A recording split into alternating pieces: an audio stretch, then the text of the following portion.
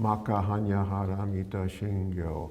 So he's taking this, but this bit at the end, gate gate paragate swaha, bodhiswaha, it's sounds. Oh. It's like singing or chanting?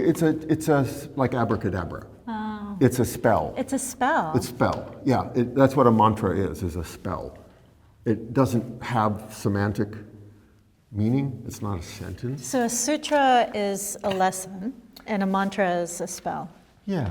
Hi, I'm Ramona Handel-Bajema. I'm the Chief Program Officer here at Japan Society, and I'm thrilled to welcome my colleague and comrade and friend, Professor Max Moerman, who is a professor of Asian and Middle Eastern cultures at Barnard College.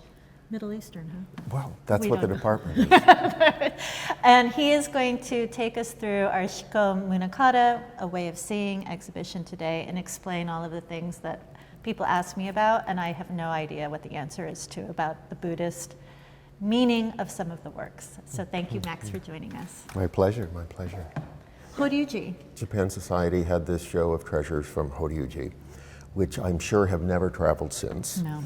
And in there was one enormous painting that's called the Go Tenjikuzu, the map of the 5 regions of Tenjiku, which is the old Japanese Buddhist name for India. Oh. And it's the earliest Japanese map of the world. And it's an entirely Buddhist map. So it was the craziest thing I ever saw. And so I started writing about it. And the project took me from 1365, which is the date of the Horyuji painting, up till the late 19th century, actually up till Meiji. And it's all about Buddhist maps of the world. And that's the book that just came out a couple months ago. Yeah. The Japanese Buddhist world map and the Horyuji painting that I first saw, not here, because I wasn't here for that. I don't think I was in New York then. Right. But that's where I first saw it published, and it was rarely published since, until more recently now. Wow. And that's actually the cover of the book, so. Wow. There you go. Asia. All right, let's see this show. Yeah. You haven't even seen it yet. I haven't seen it yet. Well, I'm really let's do looking it. forward. Oh, well, this is major for us. Yeah.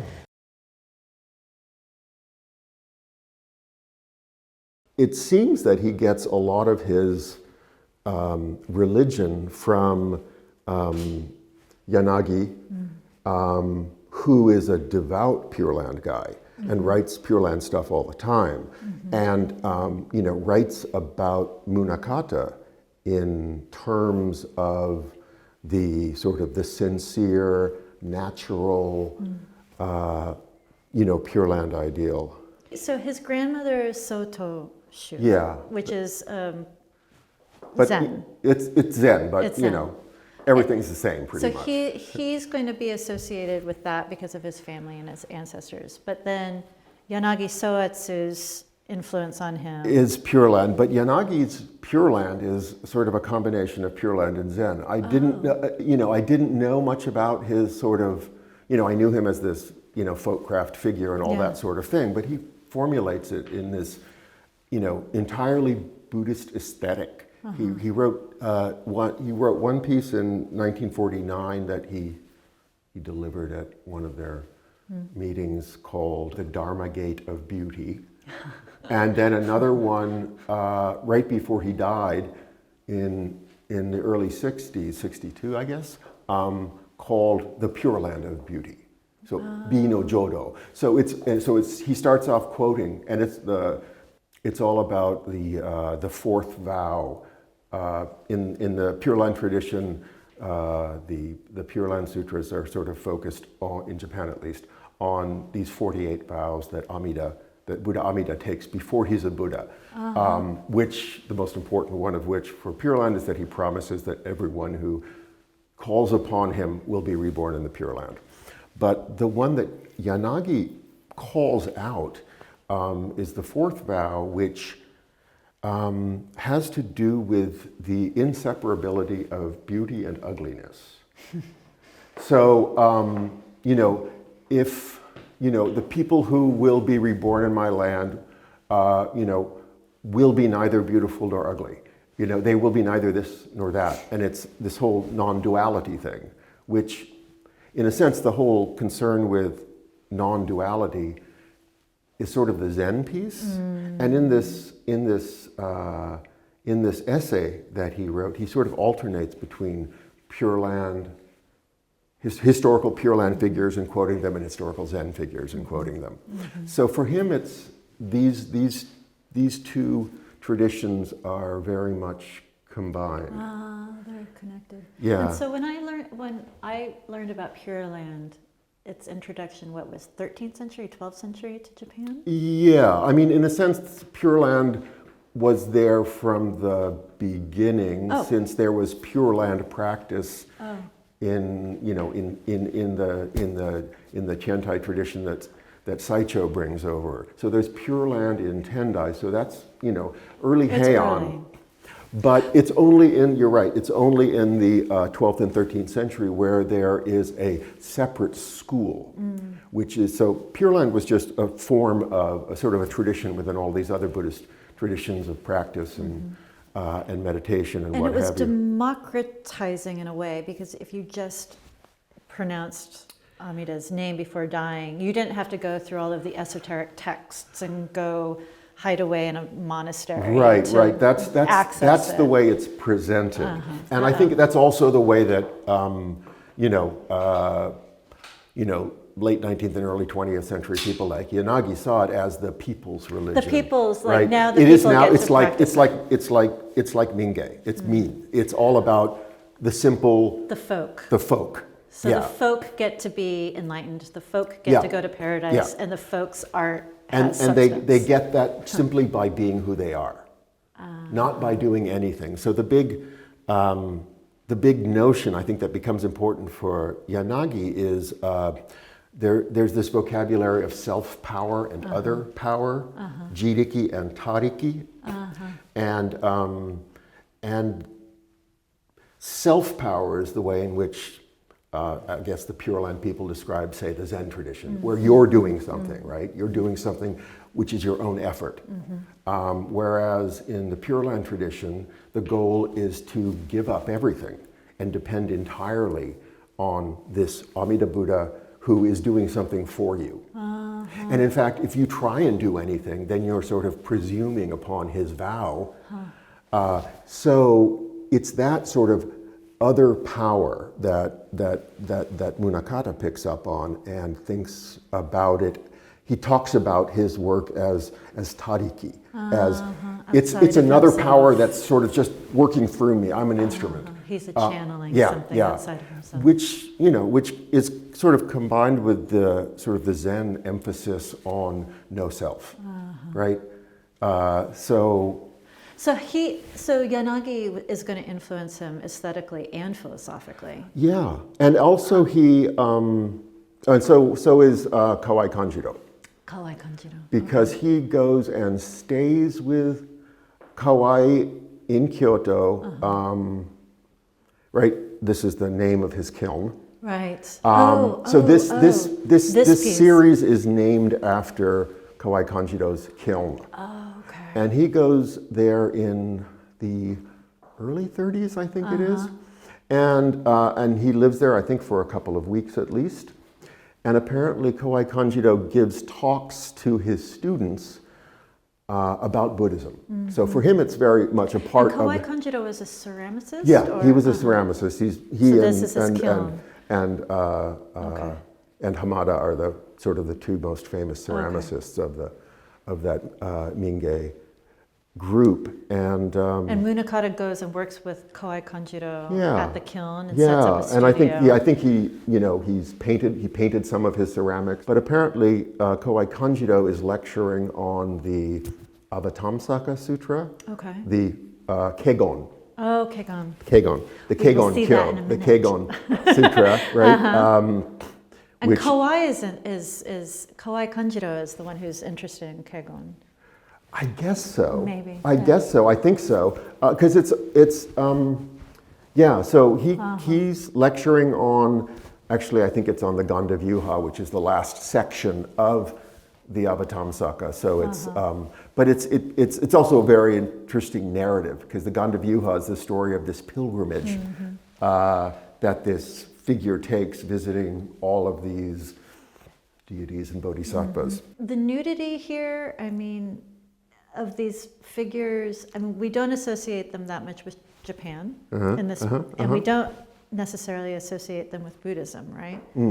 So, but this is a Buddhist piece, would you say? Well, I mean, he's named at least half of the figures after Buddhist terms or Buddhist figures. Are they doing mudras? No. I mean, or are they dancing? They're all seated, aren't they? I mean, he does these same sort of beautiful round women, and some of them are explicitly Buddhist figures, right? He does a whole series on the Kanon Gyo, so on which is a feminized bodhisattva in East Asia, and they have these beautiful round faces, but so do his paintings of just women from Aomori, right? So. Sure. Are they tattoos? People ask me sometimes. Oh, if they're tattoos. No, that would be very strange, wouldn't it? No, they wouldn't be They're tattoos. not tattoos, it's just decoration. Yeah, and it seems to be like plants and animals, right? Yeah. And the third, is that a third eye that he's I guess drawing? so, yeah. So, yeah, I mean, I think he is very influenced by Indian forms, right? And you were talking about that kind of Pan-Asianism, and who is it? It's actually in one of Yanagi's essay, in between like quoting all of these Japanese and Chinese Zen and Pure Land figures, he brings up Kabir, an Indian, right? Poet. Tagore? So clearly, not Tagore. Not Tagore. So clearly, they're into it. They're thinking in a about it. kind of, in a kind of Pan-Asian way. I mean, this is Japan in the 1930s, and they're understanding Asia as one. Yeah. So, Michi. Way. Road, path. Not Buddhist. No, Buddhist, Butsudo. Butsudo. Right? Buddhism in Japanese is called Butsudo, the way of the Buddha. The way of the Buddha. Right. So all of them are Do. Everything's a Do. Shinto, the way of the kami, right? Okay. Dokyo, the religion of the way, the Taoism. Oh, Dokyo is Taoism. Okay. So, but Do is, as you know, Michi, right, is a very important word in all forms of Japanese cultural practice, right? That, Shodo, the way of calligraphy, right? Chado, the way of tea. Everything's got a Michi, right? Yeah. Everything has a way. And so Does it it's, mean a way of doing things right, the way that's the path that's outside of you that you just follow? It means everything. It means everything. I mean, it means the path, right? And the path that for somebody like Munakata is both external and internalized. But in forms of cultural practice, it's the way of doing something, right? The way of doing tea, the way of doing calligraphy. So it's a religious and a cultural term for the path, the way. Yeah. I love this one. Yeah. While in New York, 1959. I think that was when he was a fellow. He was a fellow here in 1959, so he would leave these treasures to say thank you along the way. Wonderful. And then this is the one, Keigon, yeah. that everybody wants to understand. Oh. Well, Keigon is the Japanese pronunciation of Huayan, which is the Chinese pronunciation or reading of a tamsaka, which just means flower garland or flower arrangement, which is the name of the sutra that Kawai Kanjiro lectures on. And also the pantheon of that sutra is a series, the pantheon of the Gandavyuha or the Keigon Sutra.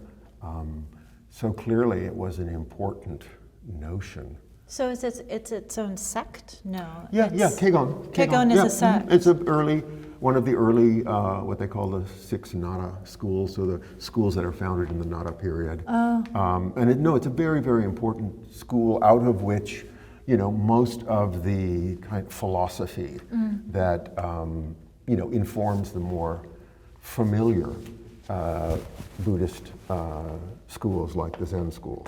How is it different from Zen? Different bunch of sutras. Oh, it is. But I mean, how is it different from Zen? Well, Zen is simply an institutional development that happens later. Or actually, it's an institutional development that it's informed by this, the sutras and the ideas of the sutras.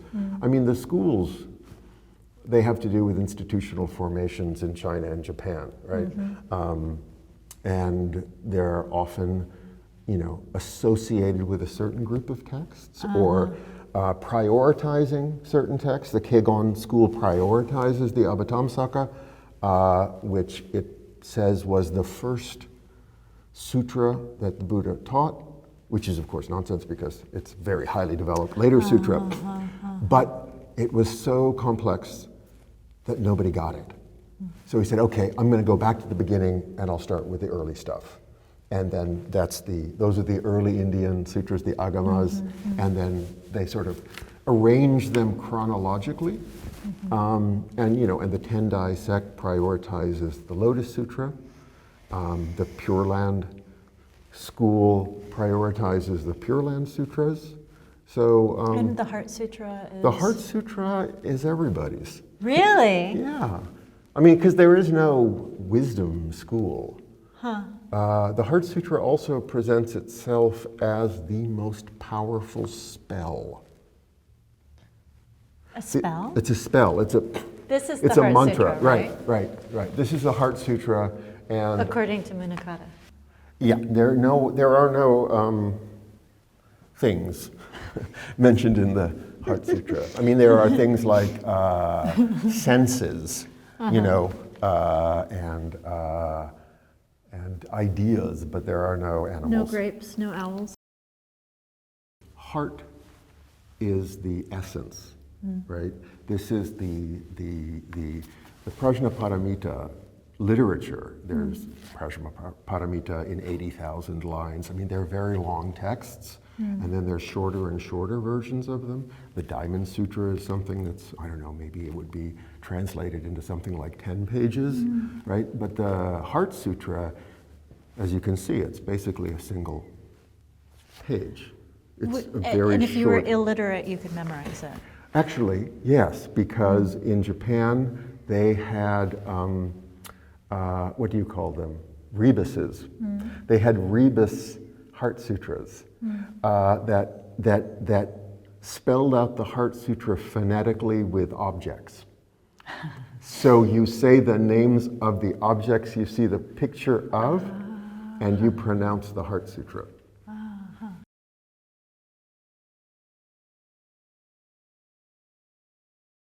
What's a bodhisattva, Professor Moerman? A bodhisattva is a Buddha to be. A Buddha to be. So it's a term for someone who is on the path toward Buddhahood. So the Shakyamuni Buddha, before he becomes a Buddha, before his enlightenment, is referred to as the Bodhisattva. But so is he referred to as the Bodhisattva in his previous lives. Usually when you see a Shakyamuni triad, an image of Shakyamuni at the center, he's flanked by two figures, and most often, certainly in the East Asian tradition, are the Bodhisattvas Fugen and Monju. So Samantabhadra and Manjushri. Manjushri is the Bodhisattva of wisdom. I don't know what Samantabhadra is Bodhisattva of, but he's an important figure in the Lotus Sutra. These are the names of his early disciples who are very famous throughout Indian Buddhist literature. And then they get picked up and they're standard characters. They're like superheroes. Each of them Avengers. Each of them. Mahamud Galyayana is foremost in supernatural powers. So when somebody has to be flown to another universe, he can do it. He can do it for you. Yeah. This one, I need him. Lucid insights into the meaning of the void. Wow.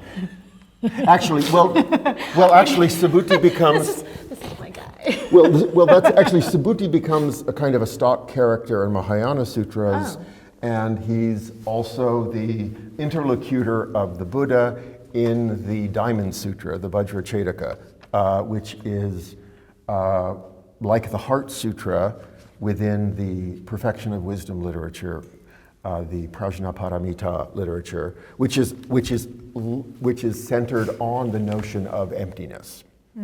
So I suppose Subhuti is associated with emptiness because he is the character in the sutra literature that's focused on the notion of emptiness, which is the Prajnaparamita literature. Does he want us to become comfortable with emptiness? Does he want us to embrace emptiness? Oh, yeah. No, Yeah. he is there, yeah. Munakata is very pro-emptiness, yes. Pro-emptiness. Oh, yes, we all are. It's... I'm working on it. Yeah.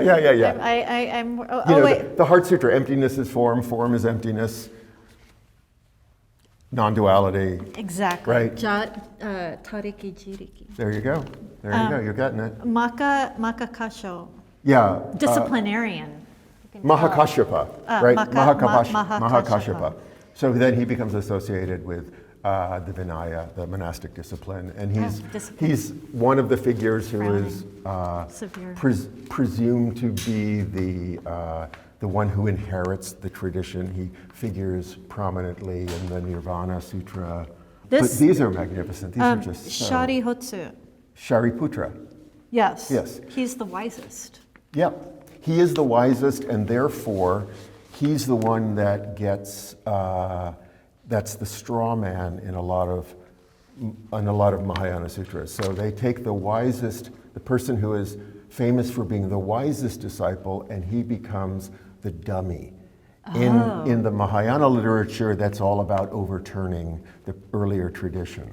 So he becomes he's an interlocutor in the Vimalakirti Sutra, which is another important Prajnaparamita Sutra. You don't need to know that stuff, but it's the kind of literature that these guys were into. Art by day, sutras by night. The Prajnaparamita literature and Vimalakirti, which is sort of within that body of literature, this becomes very important for the Zen tradition. Anaritsu. Huh? Anaritsu? Is it Ananda? Aniruddha. Yeah, Aniruddha. Oh, no, He's a great Aniruddha. romantic. Yeah, Aniruddha. No, it's not Ananda. Ananda is the one with the greatest memory. Oh, where he's around the corner. Okay. He was a romantic. Whoa. They Whatever say. that So means. it says. So it says. Were they allowed to be romantic? No, I think he so. must have been a romantic before he joined the Sangha. So he wasn't. You're He not got over allowed. that. He got over that. He gained the miraculous eye and got over his romanticism and embraced the void. This guy, Upali. Yeah. Okay. Born in slavery. Yeah. Upali was a slave. Oh. Anyway, so these are all the these are all these our are this guys. is Buddha's crew. This is the Buddhist posse. crew. This is his entourage. This is his entourage. Yeah. This was his son, Yes, Rahula. Rahula. How do you like that? Naming, you know what Rahula means? No. Fetter. Fetter. He named his son Ball and Chain. Yeah. And he abandoned him, of course, right? He leaves home, yeah. he leaves his son. His son is named Fetter. But then, of course, his son then joins the monastic order, as does the wife he abandoned, Rahula's mother. But is she a disciple? No, but she's one of the founding figures of the order of nuns. Oh. In the tradition, right? As I is thought his we didn't do stepmother. nuns. Not his stepmother, his auntie. Huh? I thought we don't do nuns. Who doesn't do nuns? In Buddhism. Oh, yes. Oh, I remember you did tell us they did do nuns. Of course they have nuns. Of course they have nuns. And some of the most moving early Buddhist literature is by female renunciants. Oh. Not even nuns yet. Oh. No. And in Japan, the nuns are very important. They are. Yeah. Buddhist monks and nuns. This is Katsuyana. Katyayana. He was a skilled debater. There you go. Katyayana. Furuna, Purnam. Purnam. Yeah, Purnam. Purnam, eloquent. They were all very eloquent. Yep, Speech, pretty severe guy. Yeah, This is Ananda. Ananda. So this is the one who had the memory. Yep. And he's just like, no more words. I can't take them in anymore. Well, he's the one who recites from memory all of the sutras. So according to the tradition, the Buddha dies. He gives oral teachings, right? The Buddha dies. He doesn't write it down. He doesn't write it down, and so the early disciples gather afterwards, and they say, "Wait, what did he say?" Oh no. And Ananda has this photographic memory, and he remembers absolutely everything. So all of the Buddhist sutras. We do. We do. Of course. The Buddhist sutras always start out, "Thus I have heard." Oh, really? That's the famous because opening line. Because it's from him. Because he is reciting it. "Thus I have heard," or "Once I heard." The Buddha was staying at such and such a place with this gathering of people around, and he was asked a question, and this is what he said, kind of thing. And that's the frame, the narrative frame of an Indian Buddhist sutra. So he's a very important figure. Yeah. I mean, these things, if you look at, say, Kamakura period, block printed deities, the kind that they mass produce and then put inside of a statue. Yeah.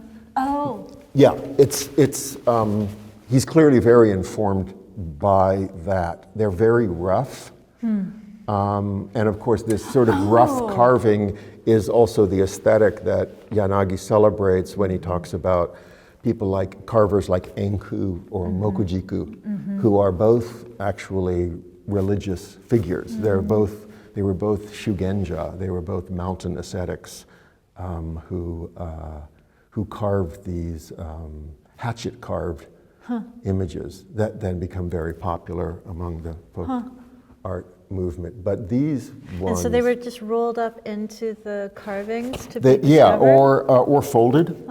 Yeah, so they're like charms. They're little amulets. So there is that sort of talismanic, amuletic quality, to these, at least in terms of its form. And also there is something, right, doesn't he title all of his works Nani Nani no Saku, which is